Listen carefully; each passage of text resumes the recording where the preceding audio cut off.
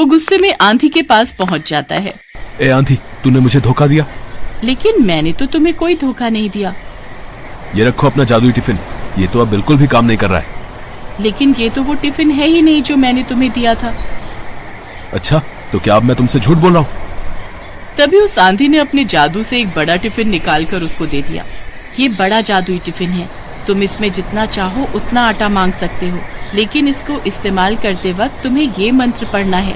ऐ मेरे बड़े जादुई टिफिन, कर दे मेरी मुराद पूरी, जो मैं मांगू मिल जाए मुझको, रहे न कोई ख्वाहिश अधूरी, जल्दी से इस बड़े टिफिन को भर दे तू आटे से।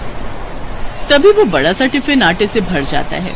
सुरेश उस भरे हुए बड़े टिफिन को सर पर उठाकर घर लौट आता है। बिंदु उसे आते हुए देख लेती है। हैं? इतना बड़ा टिफिन?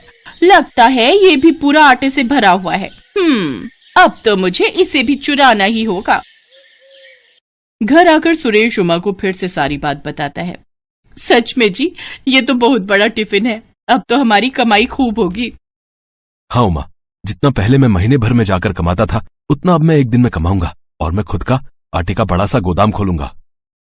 हाय, मुझे तो अभी से ही सोच सोच कर खुशी हो रही है। तनी एक बार हमको भी तो जादू दिखाओ ना। सुरेश ने उस बड़े टिफिन के आटे को कनस्तर में डाला और मंत्र पढ़ने लगा। ऐ मेरे बड़े जादुई टिफिन, कर दे मेरी मुराद पूरी, जो मैं मांगू मिल जाए मुझको, रहे ना कोई ख्वाहिश अधूरी, जल्दी से इस बड़े टिफिन को भर दे तू आटे से।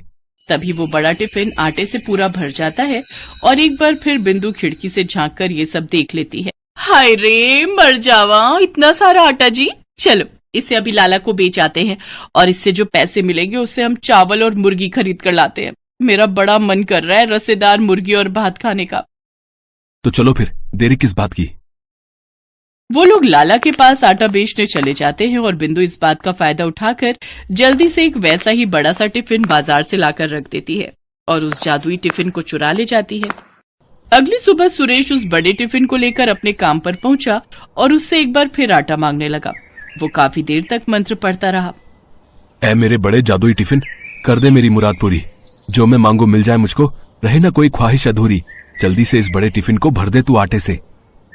लेकिन लाख कोशिशों के बाद भी जब आटा नहीं निकला तो वो गुस्से में तमतमाता हुआ फिर से आंधी के पास पहुंचा। जादुई आंधी, तुमने एक बार फिर मुझे धोखा दिया। नहीं, मैंने तुम्हें कोई धोखा नहीं दिया। झूठ, एकदम झूठ। तुम जब भी मुझे कोई जादुई टिफिन देती हो तो उसका जादू एक दिन के बाद ही खत्म हो जाता है। ये कैसे हो सकता है? आंधी ने जब उस बड़े टिफिन को देखा तो वो समझ गई कि ये वो जादुई टिफिन नहीं है। इस बार मैं तुम्हें एक ऐसी चीज दूंगी जिससे तुम्हें समझ आ जाएगा कि मैंने तुम्हें धोखा नहीं दिया। आंधी अपने जादू से एक डंडा निकालकर सुरेश को देती है। लेकिन इस डंडे का भला मैं क्या करूंगा? इसको तुम ले जाकर अपने घर पर रख देना और जब तुम्हें वो चोर मिल जाए तो उससे कहना, ऐ मेरे जादुई डंडे, दिखा दे तू अपना कमाल, जो भी आए तुझे चुराने उसका तू कर दे धमाल। सुरेश एक बार फिर उस जादुई डंडे को लेकर घर आया और एक बार फिर बिंदु ने उसे देख लिया। जरूर इस डंडे में भी कोई जादू छिपा होगा, अब किसी तरह इसे भी चुरा लेती हूँ। अगले दिन मोनी जब स्कूल गई हुई थी तो सुरेश और उमा ने घर से बाहर जाने का नाटक किया और दरवाजा खुला छोड़कर चले गए। इस बाट में बैठी बिंदु जल्दी से उनके घर के अंदर जाती है और उस डंडे को चुराने की कोशिश करती है। लगता है सभी बाहर गए हैं। जैसे ही बिंदु ने उस डंडे को हाथ लगाया तभी सुरेश और उमा वहां आ गए और सुरेश ने मंत्र पढ़ना शुरू किया। ऐ मेरे जादुई डंडे, दिखा दे तू अपना कमाल, जो भी आए तुझे चुराने उसका तो कर दे धमाल। तभी वो डंडा बिंदु को पीटने लगा। अरे रे, मर गई रे, मर गई। हाय दया, कोई मुझे बचा लो। हा, आई बड़ी सहेली होकर अपनी सहेली के घर चोरी करती है। हाँ, जल्दी से हमें हमारे जादुई टिफिन लौटा दो, नहीं तो इस डंडे की पिटाई से आज तुम यहीं मर जाओगी। हाँ, अभी लाती हूँ।